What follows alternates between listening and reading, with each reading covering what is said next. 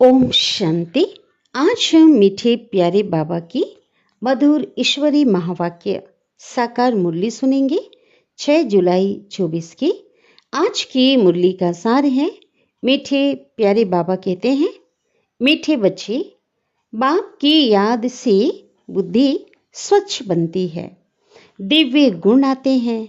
इसलिए एकांत में बैठ अपने आप से पूछो कि दैवी गुण कितने आए हैं। प्रश्न है, सबसे बड़ा आसुरी अवगुण कौन सा है? सबसे बड़ा आसुरी अवगुण कौन सा है जो बच्चों में नहीं होना चाहिए? उत्तर है, सबसे बड़ा आसुरी अवगुण है किसी से रफ डफ बात करना या कटु वचन बोलना। इसे ही भूत कहा जाता है। जब कोई में यह भूत प्रवेश करते हैं तो बहुत नुकसान कर देते हैं, इसलिए उनसे किनारा कर लेना चाहिए। जितना हो सके अभ्यास करो। अब घर जाना है, फिर नई राजधानी में आना है। इस दुनिया में सब कुछ देखते हुए कुछ भी दिखाई ना दे। ओम शांति। बाप बैठ बच्चों को समझाते हैं, जाना तो है शरीर छोड़कर, इस दुनिया को भी भूल जाना है। यह भी एक अभ्यास है। जब कोई शरीर में खिटपिट होती है, खिटपिट होना माना कोई बीमारी आ जाती है, कोई तकलीफ होती है, तो शरीर को भी कोशिश कर भूलना होता है, तो दुनिया को भी भूलना होता है। भूलने का अभ्यास रहता है सुबह को, है ना। सुबह सुबह योग का अभ्यास करते हैं ना, आत्मा समझ करके, दैहिक भान को भूल करके बस अब वापिस जाना है। यह ज्ञान तो बच्चों को मिला है। सारी दुनिया को छोड़ अब घर जाना है। चास्ती ज्ञान की तो दरकार ही नहीं रहती। कोशिश कर उसी धुन में रहना है। भले शरीर को कितनी भी तकलीफ होती है, बच्चों को समझाया जाता है कि कैसे अभ्यास करो। ऐसे अभ्यास करो जैसे तुम हो ही नहीं। यह भी अच्छा अभ्यास है। बाकी थोड़ा समय है, जाना है घर। फिर बाप की मदद है या इनकी अपनी मदद है? मदद तो मिलती ज़रूर है और पुरुषार्थ भी करना होता है ना। बाबा मदद करते हैं, लेकिन ये नहीं कि उनकी मदद से ही काफ़ी है। भाई पुरुषार्थ स्वयं का भी पुरुषार्थ करना होता है। यह जो कुछ देखने में आता है वह है नहीं। अब घर जाना है, वहाँ से फिर अपनी राजधानी में आना है। पिछाड़ी में यह 2 बातें जाकर रहती है, जाना है फिर आना है। देखा जाता है इस याद में रहने से शरीर के रोग जो तंग करते हैं वह भी ऑटोमेटिकली ठंडे हो जाते हैं। वह खुशी रह जाती है, खुशी जैसी खुराक नहीं। इसलिए बच्चों को भी यह समझाना पड़ता है। बच्चे, अब घर चलना है, स्वीट होम में चलना है। इस पुरानी दुनिया को भी भूल जाना है। इस दुनिया को क्या करना है? भूल जाना है। इसको कहा जाता है याद की यात्रा। अभी ही बच्चों को मालूम पड़ता है। बाप कल्प कल्प आते हैं, यही सुनाते हैं, कल्प बाद फिर मिलेंगे। बाबा कहते हैं, बच्चे अभी तुम जो कुछ सुनते हो फिर कल्प बाद भी यही सुनेंगे। यह तो बच्चे जानते हैं। बाबा कहते हैं, हम कल्प कल्प आकर बच्चों को मार्ग बताता हूँ। मार्ग पर चलना बच्चों का काम है। बाबा आकर के मार्ग बताते हैं, साथ में ले जाते हैं। सिर्फ मार्ग ही नहीं बताते, रास्ता ही नहीं बताते, लेकिन साथ में ले भी जाते हैं। यह भी समझाया जाता है, यह जो चित्र आदि हैं पिछाड़ी में कुछ भी काम में नहीं आते हैं, है ना। अपने ज्ञान के चित्र भी जितने बने हैं प्रदर्शनी आदि के, बाबा ने अपना परिचय दे दिया है ना। बच्चे समझ जाते हैं बाप का वर्षा बेहद की बादशाही है। क्या वर्षा मिलता? विश्व की बादशाही। जो कल मंदिरों में जाते थे, महिमा गाते थे, इन बच्चों की, बाबा कहते कौन से बच्चों की महिमा? बाबा के तो बच्चे हैं ना, लक्ष्मी नारायण के लिए बाबा कह रहे हैं। शिव बाबा के इन बच्चों की जो पहले महिमा गाते थे, तो बाबा तो इन्हों को भी बच्चे बच्चे कहेंगे ना, जो उन्हों के ऊंच बनने की महिमा गाते थे। अब क्या हुआ, अब फिर से ऐसा ऊंच बनने का पुरुषार्थ करते हैं। शिव बाबा के लिए नई बात नहीं, तुम बच्चों के लिए नई बात है। इस कल्प के हिसाब से क्या है, नई बात। युद्ध के मैदान में तो बच्चे हैं, संकल्प विकल्प भी इन्हें तंग करेंगे। यह खांसी भी इनके कर्म का हिसाब किताब है। साकार बाबा को अंत के समय में क्या हो गया था, खांसी।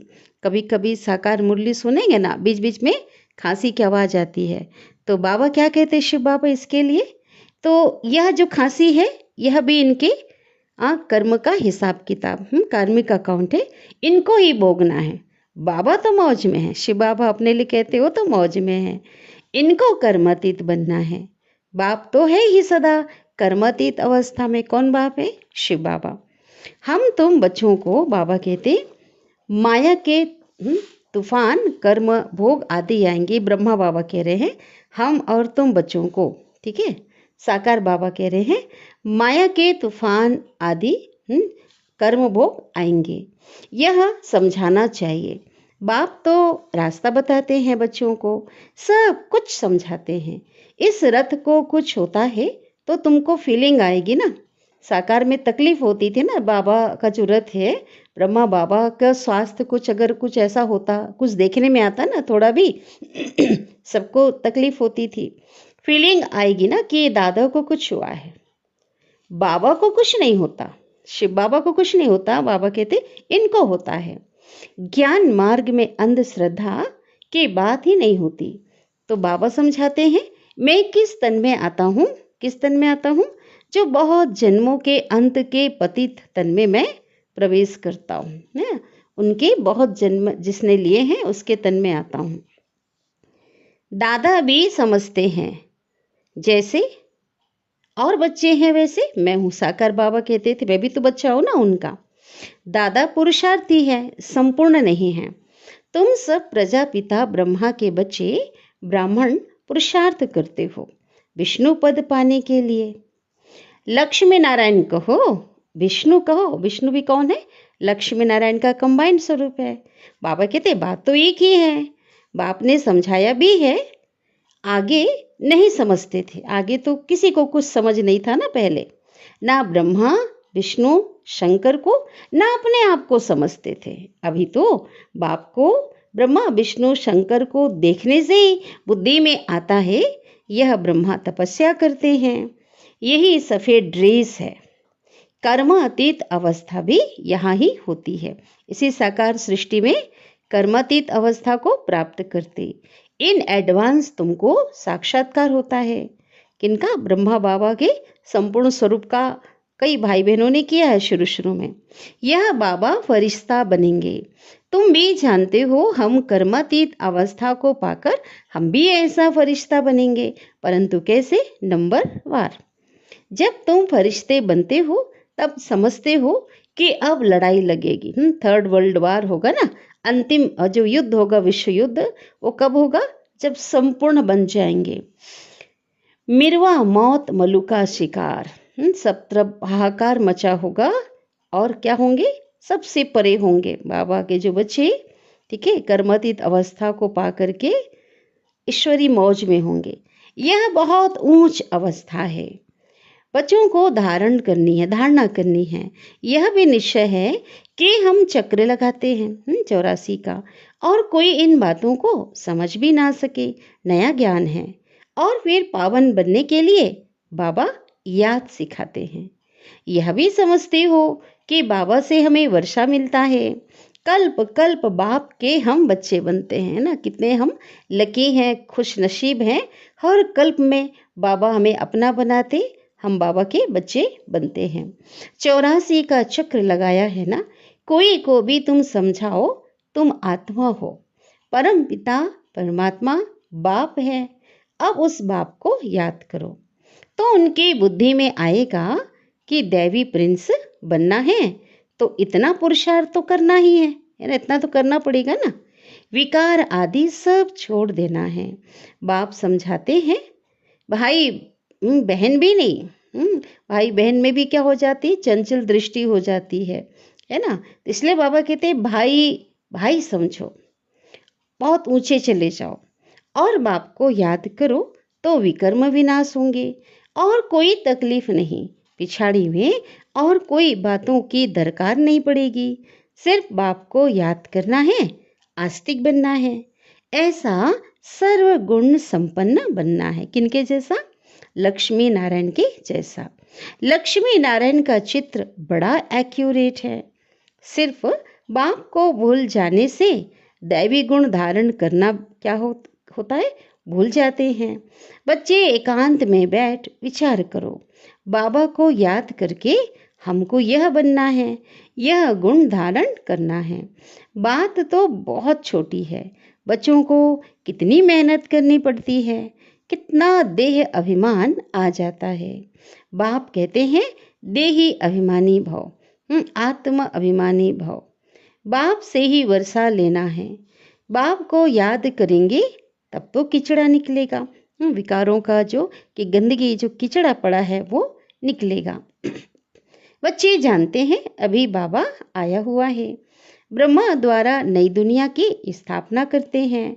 तुम बच्चे जानते हो स्थापना हो रही है। इतनी सहज बात भी तुमसे खिसक जाती है ना, बुद्धि से क्या होती है, खिसक जाती है। एक अलफ है, बेहद के बाप से बादशाही मिलती है। एक बाबा है ना, और उनसे हमें बादशाही मिलती। बाप को याद करने से नई दुनिया याद आ जाती है। अबलाएं कुब्जाएं भी बहुत अच्छा पद पा सकती हैं, है ना। इस दुनिया के हिसाब से जो बिल्कुल नीचे जो काम कर रहे हैं, है ना, नीचे गिर चुके हैं, वो भी पुरुषार्थ करके क्या हो सकता है, वो भी अच्छा पद पा सकती हैं। सिर्फ अपने को आत्मा समझ बाबा को याद करो। बाप ने तो रास्ता बताया है, कहते हैं अपने को आत्मा निश्चय करो। बाप की तो पहचान मिली है, बुद्धि में बैठ जाता है ना। अब 84 जन्म पूरे हुए, घर जाएंगे और फिर क्या होगा, फिर स्वर्ग में आकर पाठ बजाएंगे। यह प्रश्न ही नहीं उठता कि कहाँ याद करूं, कैसे करूं। बुद्धि में है कि बाप को याद करना है। बाप कहाँ भी जाए, तुम तो उनके बच्चे हो ना। बेहद के बाप को याद करना है। यहाँ बैठे हो तो तुमको आनंद आता है, सम्मुख बाप से मिलते हो। कहाँ मधुबन जब जाते हैं तो एक अलग ही आनंद की अनुभूति होती ना। मनुष्य मूंझ जाते हैं कि शिव बाबा की जयंती कैसे होगी। यह भी नहीं समझते हैं कि शिवरात्रि क्यों कहा जाता है। श्री कृष्ण के लिए तो समझते हैं कि रात को जयंती होती है, परंतु इस रात्रि की बात नहीं है। वहाँ आधा कल्प की रात पूरी होती है ना। ये रात नहीं, हद की रात नहीं। फिर बाप को आना पड़ता है नई दुनिया की स्थापना करने। है तो बहुत सहज, बच्चे खुद समझते हैं, सहज है। दैवी गुण धारण करने हैं, नहीं तो क्या होगा, 100 गुना पाप हो जाता है। मेरी निंदा कराने वाले ऊंच ठावर नहीं पा सकेंगे, ऊंचा पद नहीं मिलेगा।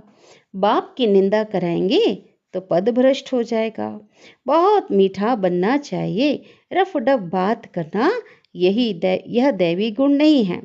समझना चाहिए यह तो आसुरी अवगुण है, प्यार से समझाना होता है। यह तुम्हारा दैवी गुण नहीं है। यह भी बच्चे जानते हैं, अभी कलयुग पूरा होता है, यह है संगम युग। मनुष्यों को तो कुछ भी पता नहीं, कुंभकर्ण की नींद में सोए पड़े हैं। समझते हैं 40,000 वर्ष पड़े हैं, है ना। कलयुग समाप्ति के लिए क्या है, शास्त्रों के अनुसार 40,000 वर्ष पड़े हैं। इसलिए अभी क्या है, अज्ञान की नींद में सोए हैं। हम जीते रहेंगे, सोचते भी तो हम जिंदा रहेंगे, सुख भोगते रहेंगे। यह नहीं समझते कि दिन प्रतिदिन और ही तमो प्रधान बनते हैं। तुम बच्चों ने विनाश का साक्षात्कार भी किया है, आगे चलकर ब्रह्मा का, श्री कृष्ण का भी साक्षात्कार करते रहेंगे। ब्रह्मा के पास जाने से तुम स्वर्ग का ऐसा प्रिंस बनेंगे, इसलिए अक्सर करके ब्रह्मा और श्री कृष्ण दोनों के साक्षात्कार होते हैं।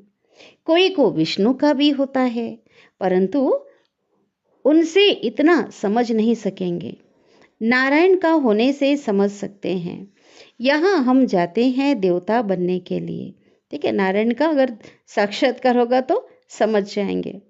तो तुम अभी सृष्टि के आदि मध्य अंत का पाठ पढ़ते हो।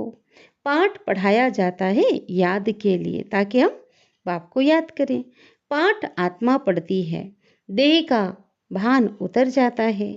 आत्मा ही सब कुछ करती है। अच्छे अथवा बुरे संस्कार आत्मा में ही होते हैं।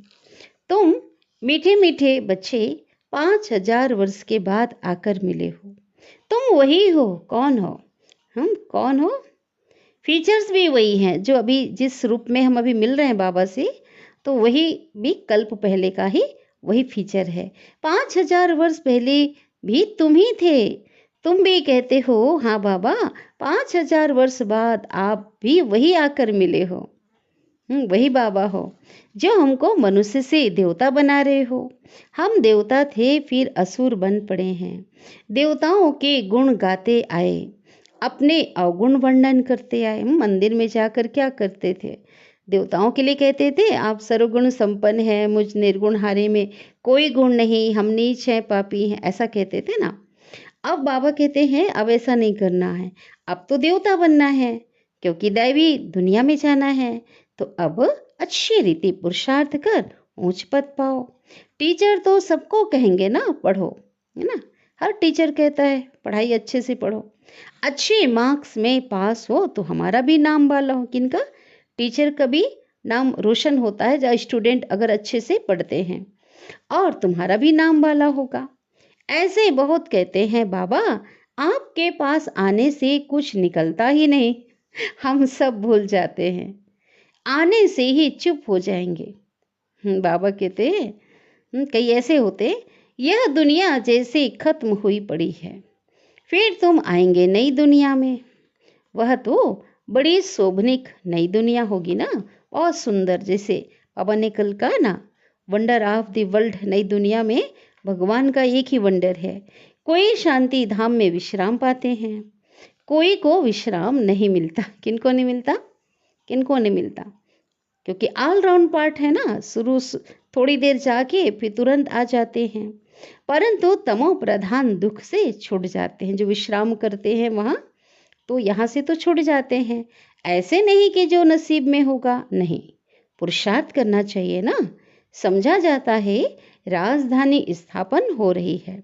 हम श्रीमत पर अपने लिए राजधानी स्थापन कर रहे हैं।